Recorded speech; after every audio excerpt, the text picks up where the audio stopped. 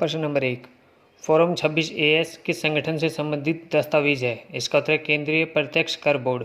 Form AS एक वार्षिक विवरण है जिसमें करदाताओं द्वारा करदाताओं की आय पर कटौती किए गए विभिन्न करों की जानकारी शामिल है। हाल ही में CBDT के आयकर विभाग ने आयकर रिटर्न जल्दी दाखिल करने में करदाताओं की सहायता करने के उद्देश्य से एक नया फॉर्म 26 AS पेश किया है। प्रश्न number 2, central institute of petrochemicals engineering and technology संस्थान किस केंद्रीय मंत्रालय के अधीन है? इसका उत्तर रसायन और उर्वरक मंत्रालय।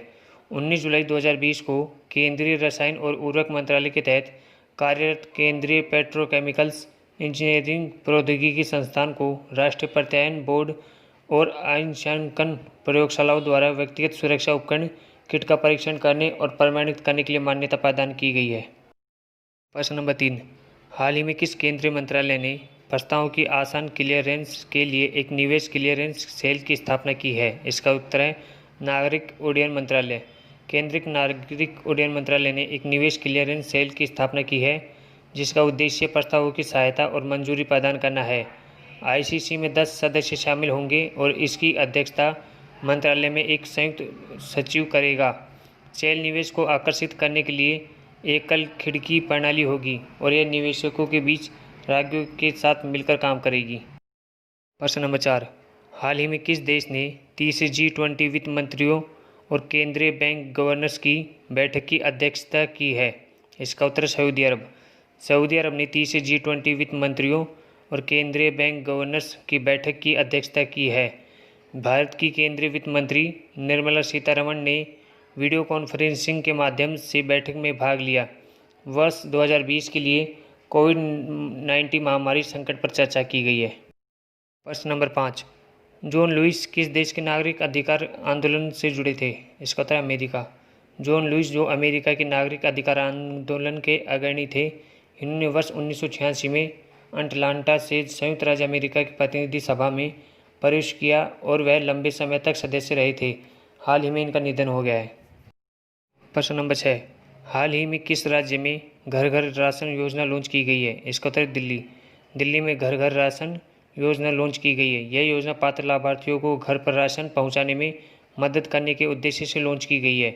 यह योजना 6-7 महीनों तक चलाई जाएगी। इस योजना के तहत दिल्ली सरकार गेहूं, चावल, आटा और चीनी को हाइजीनिक रूप से भरे बैग में डिलीवर करेगी। प्रश्न नंबर 7, लालजी टंडन कौन थे? इसका उत्तर मध्य प्रदेश के राज्यपाल। लालजी टंडन मध्य प्रदेश के राज्यपाल थे। लालजी टंडन ने उत्तर प्रदेश विधानसभा परिषद में 1978 से 1984 के बीच 2 कार्यकाल के लिए 1990 और 1996 के बीच भी कार्य किया था।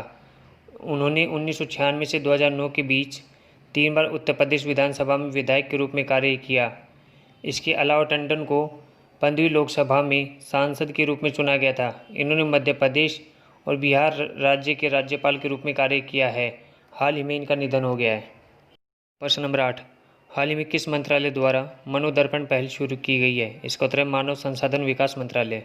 मानव संसाधन विकास मंत्रालय द्वारा मनोदर्पण पहल शुरू की गई है। यह पहल छात्रों को उनकी मानसिक भलाई के लिए मनोसामाजिक सहायता प्रदान करने के लिए शुरू की गई है। इस पहल के माध्यम से भारत अपने भविष्य के कार्यबल को मजबूत करेगा।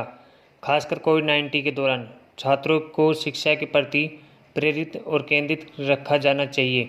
वे भविष्य के भारत के कौशल की रीढ़ हैं। इस प्रकार यह पहल देश को आत्मनिर्भर बनाने में मदद करेगी। प्रश्न नंबर 9, हाल ही में भारत का पहला चार्जिंग प्लाजा कहाँ पर स्थापित किया गया है? इसका उत्तर नई दिल्ली। भारत का पहला चार्जिंग प्लाजा नई दिल्ली में स्थापित किया गया है। चार्जिंग प्लाजा की स्थापना एनर्जी एफिशिएंसी सर्विस लिमिटेड और नई दिल्ली नगरपालिका परिषद द्वारा की गई थी। प्लाजा में विभिन्न विशिष्टताओं के 5 इलेक्ट्रिक वाहन चार्जर्स हैं। प्रश्न नंबर 10, युवा पहल को कब शुरू किया गया था? इसका उत्तर नवंबर 2019। युवा पहल को नवंबर 2019 में भारत में यूनिसेफ द्वारा शुरू किया गया था। यह पहल औपचारिक शिक्षा प्रणाली के अंदर और बाहर युवाओं के लिए मूलभूत और 21वीं सदी के कौशल तक पहुंच को बढ़ावा देती है। इसमें जीवन कौशल, मूलभूत कौशल, लचीली शिक्षा और प्रभावशाली वितरण मॉडल को शामिल किया गया है।